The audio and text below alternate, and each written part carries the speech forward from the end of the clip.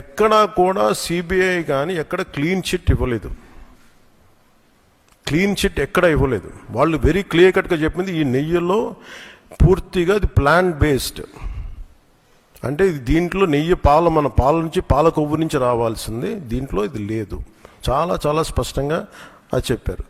మిగతాయి మేము నిర్ధారించలేకపోతాం, మా దగ్గర ఇన్ఫర్మేషన్ లేదనేది ఒక రిపోర్ట్ వాళ్ళు చెప్పింది. అలాగే national dairy development board very క్లియర్గా చెప్పింది దీంట్లో ఫిష్ ఆయిల్, అలా గొడ్డు కొవ్వు, పంది కొవ్వు, ఇవన్నీ లార్డ్ మన ఇంగ్లీష్ పదాలతో ఇవి ఉండే అవకాశాలు ఉన్నాయి. చాలా స్పష్టంగా వాళ్ళు ఇచ్చారు. ఈ ప్రాసెస్లో వీళ్ళు దీన్ని కూర్చోబెట్టి అడ్డగోలుగా మాట్లాడితే, ఎందుకంటే వీళ్ళకి ఏ రోజు కూడా ఈ ధర్మం మీద వాళ్ళకి గౌరవం లేదు.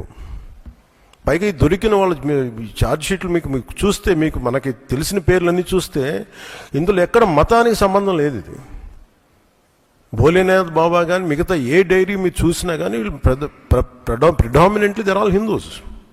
దీంట్లో అసలు మతానికి కానీ దీంట్లో ఒక ఇస్లాంకి సంబంధించిన వ్యక్తులు కానీ, లేదంటే మన క్రిస్టియన్ సంబంధించిన వ్యక్తులు అసలు ఎక్కడ సంబంధం లేదు. ప్యూర్లీ మాట్లాడుతున్నాం అంటే హిందువుల గురించే మాట్లాడుతున్నాం ఇక్కడ. So there is no question of other religions here. జంతు కొవ్వు కలవలేదు కాబట్టి ఇది వేరే పదార్థాల కల్తీ జరిగింది, జంతు కొవ్వు మాత్రం కలవలేదు అని చెప్పారు. తప్పు చేశాం, దేవుడితో పెట్టుకున్నాం, ఏ సైడ్ నుంచి ఏం చేస్తాడో అన్న భయం అందరిలో కనిపిస్తుంది. పైకి బింకంగా మాట్లాడటం తప్ప ఏదో తప్పు చేసుకుంటూ పోతున్నారు.